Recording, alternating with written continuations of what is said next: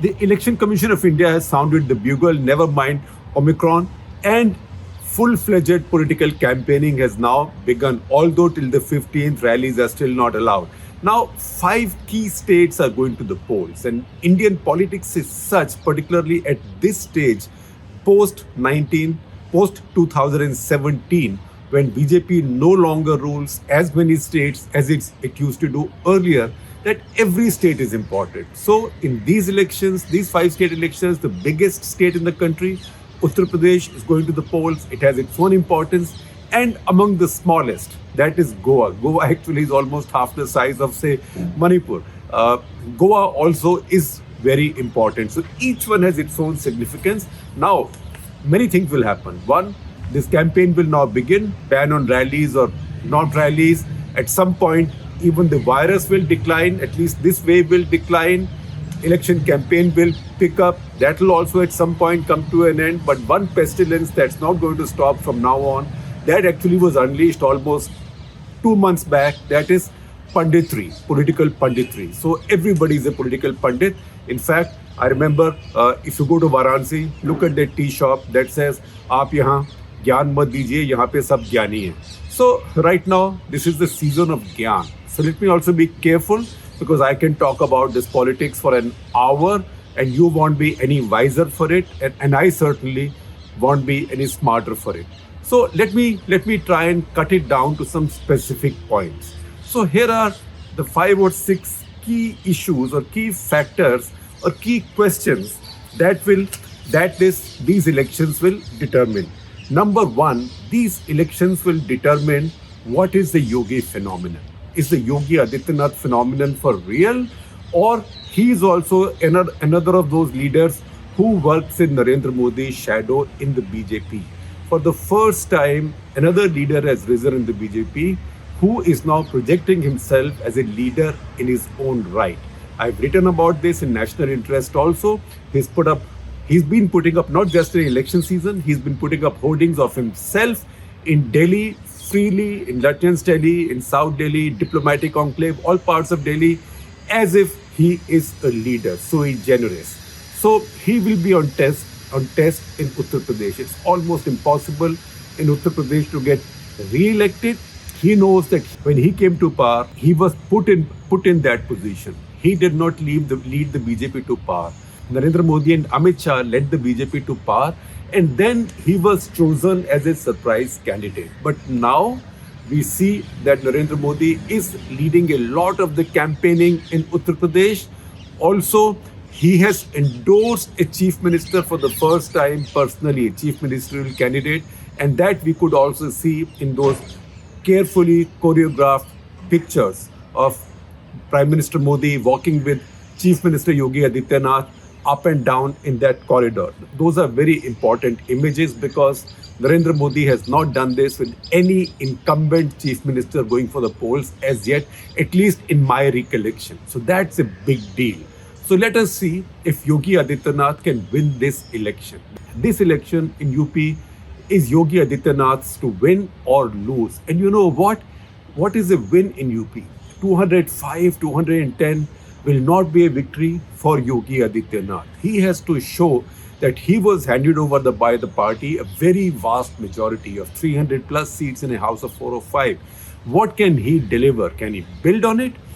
If he can't build on it, if it declines, okay, an incumbent does lose some, then how much does it decline? And if for some reason, particularly now with Samajwadi Party getting stronger, he cannot win again, then that might just signal the end of the Yogi phenomenon. But if he wins big time, then Narendra Modi has a successor. Then at least many people in the party will see him as a successor.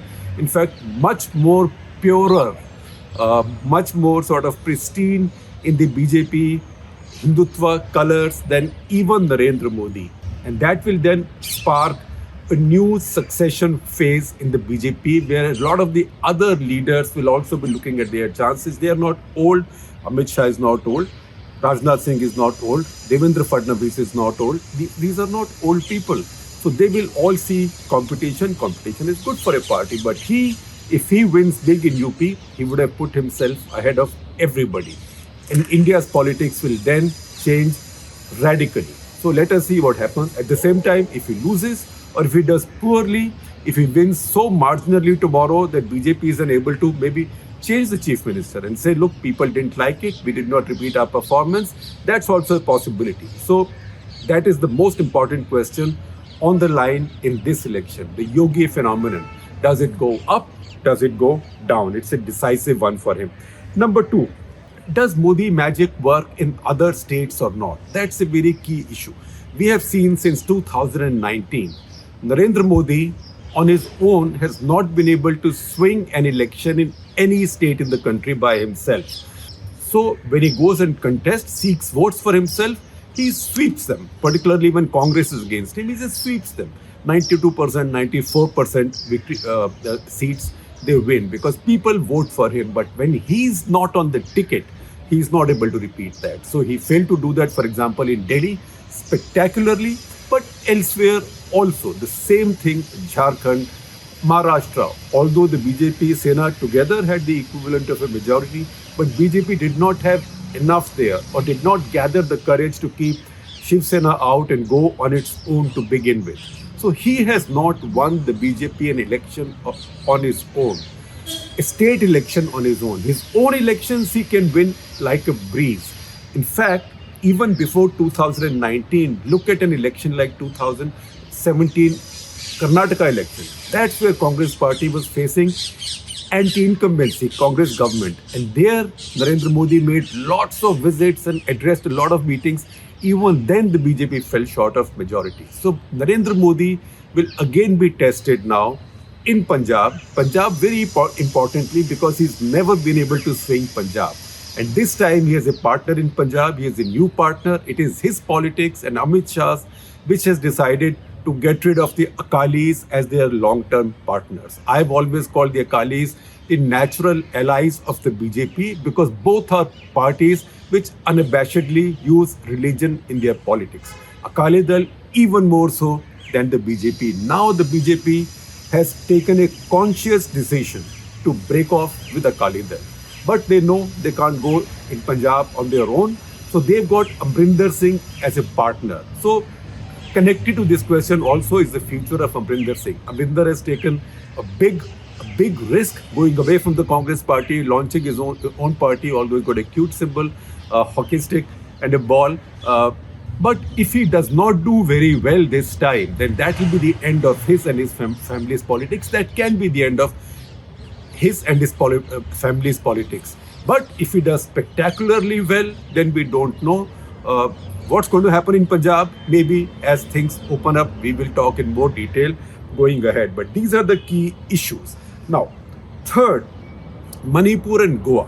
Manipur and Goa are small states. Those are small states, margins are small, and usually in the past we have seen in all these small states, particularly the Northeast, Goa, whatever the results. In fact, in many of these elections, Congress party has been the single largest party, or very close to a majority. BJP is then able to use its manipulative methods, Samdam, Dand, the agencies, money, etc., whatever, and make its deal. So Manipur, Goa were fixed like that. So once again, we have to see if there's a split verdict, which is very much a possibility in Goa. Manipur, I don't know so well. I have to read up and follow Manipur a little bit closer to talk about it in greater detail someday, because Manipur, again, last time Congress was the single largest party.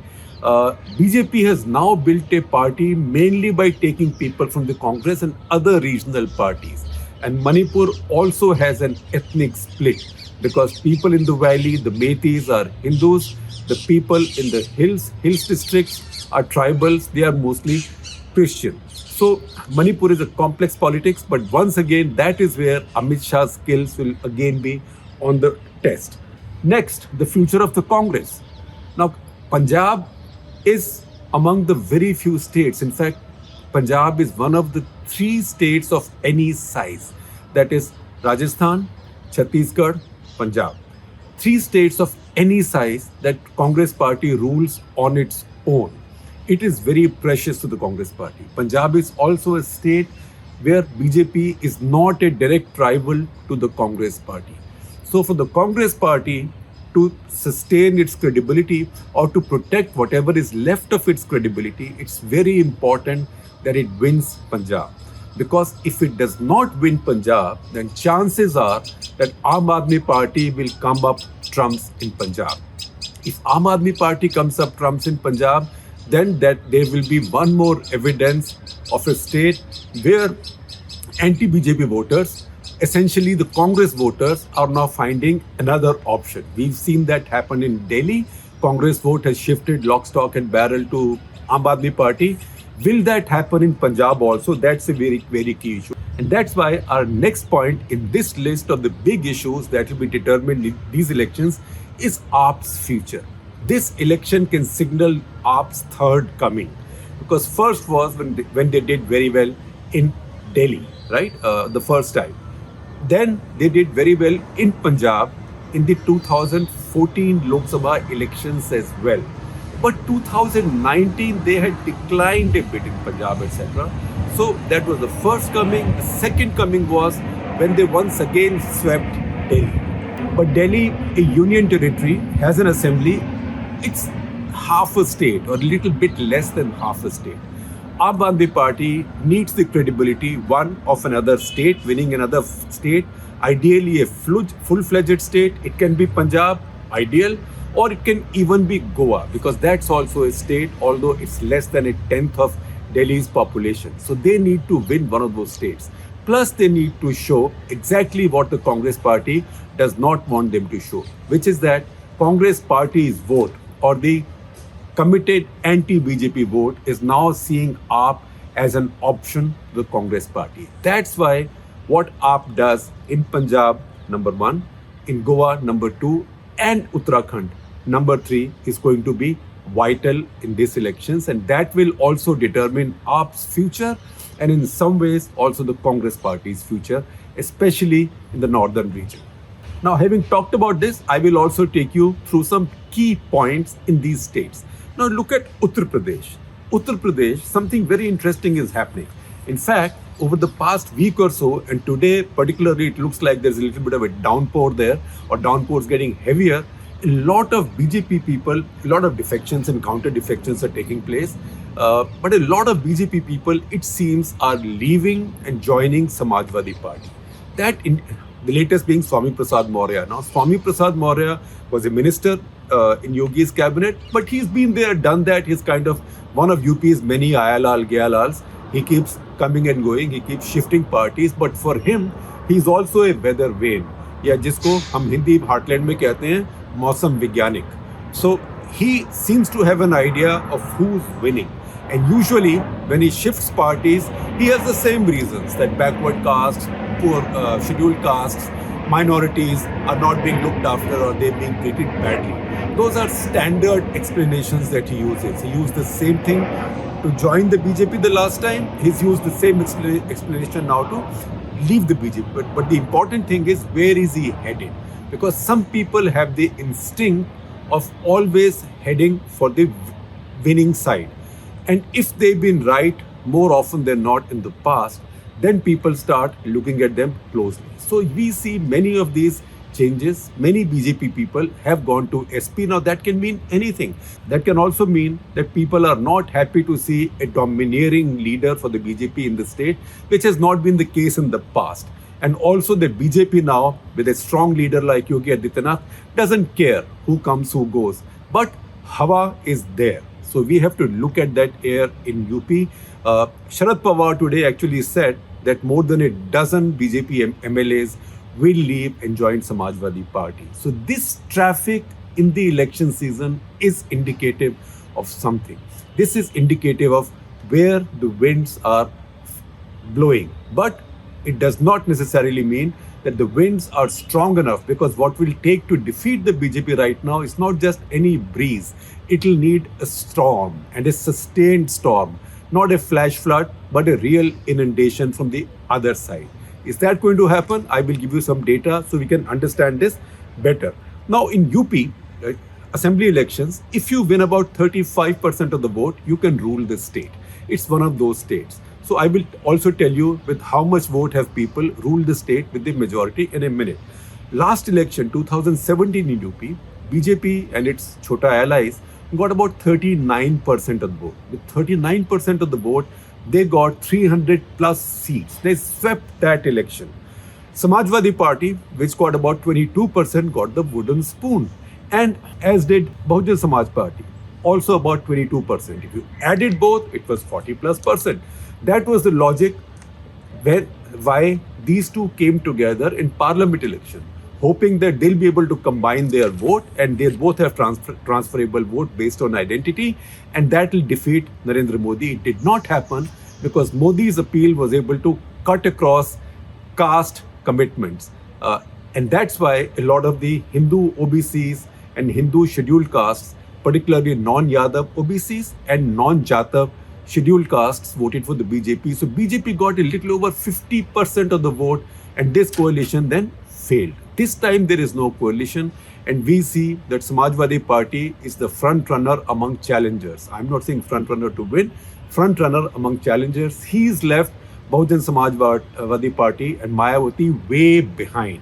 In fact, she has double trouble because she sees her non-Jatav vote shifting to BJP and not coming back easily. And then she's concerned that even if Jatavs begin to leave her, where will they go? And that is the issue. That is what the BJP is waiting for. BJP is hoping they will come to the BJP. Akhilesh Yadav hopes they will come to him, or at least they will get split. But it is on those marginal votes that this election is going to be decided. Samajwadi Party in 2012 had got a full majority with just over 29% of the vote. So it's not as if you even need 35% in a split environment. But this vote split has to be genuine. In 2007, Mayawati had come to power again with 30% of the vote. But when she got 25% or so, the next time it counted for nothing. Now, how the BJP works in UP is that they are guaranteed, almost guaranteed, 20% of the upper caste votes. That's why they are so worried about some anger or unhappiness among the Brahmins, because they don't want to lose them. And that's why Mr. Taney, who's Minister of State for Home, whose son is the famous or infamous gentleman who's now under trial for killing all those farmers in Lakhimpur Khedi, BJP can't get rid of him because they can't afford to anger Brahmins anymore, because Brahmins in UP have the feeling that Yogi Adityanath has run a government of the Thakurs which has been rough on the Brahmins. But BJP, even if they hold on to their 20% share of upper caste Hindu vote, then they need quite a bit of the non-Yadav OBCs and quite a bit of the non-Jatav scheduled castes. And that's what the fight is about. Akhilesh Yadav, on the other hand, this time is going out and reaching out to small, mostly OBC parties. So one of these is the Jat party, not an OBC party, Jat party, which is Jayant Chaudhary's Rashtriya Lok Dal, which is an offspring of Chaudhary Charan Singh's politics. So he's now signing up with them as allies, and that's why BJP seems a bit worried in Western UP. Then he has an alliance with Om Prakash Rajbhat that we've spoken about in the past. Rajbhats are about 3 to 4% of the voters in UP, but in Eastern UP, in about 20 constituencies, they make a sizable difference. Although sometimes it looks like this could be shaky, but many things will change before people go out to vote in Uttar Pradesh, and many alliances will change because none of these are janam ka saath, right? People will shift loyalties as we go ahead. Again, looking at these small OBC groups, Akhilesh Yadav has signed up with Apna Dal Kamerawadi, led by Krishna Patel. She is the mother of Anupriya Patel, who is a Minister of State with the BJP, and her party, Apna Dal S, is a part of the NDA or BJP coalition. So we will see who gets more of the Kurmi votes going towards them, but there is at least a challenge from Samajwadi Party in that area. Then SP also has another Chota party called Mahan Dal, led by Keshav Dev Maurya, and they are now angling for Maurya votes, as we see also with the entry of Swami Prasad Maurya.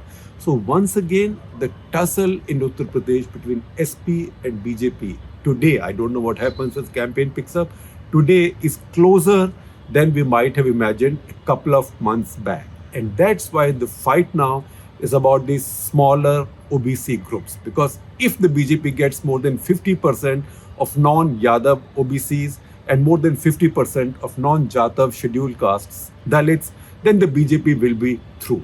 So the way to stop the BJP is to deny them all of these votes, and the only leader today capable of challenging the BJP is Akhilesh Yadav and Samajwadi Party. There is nobody else. So I think I will stop today at this. There are other states. We'll talk about those states in detail as we go ahead.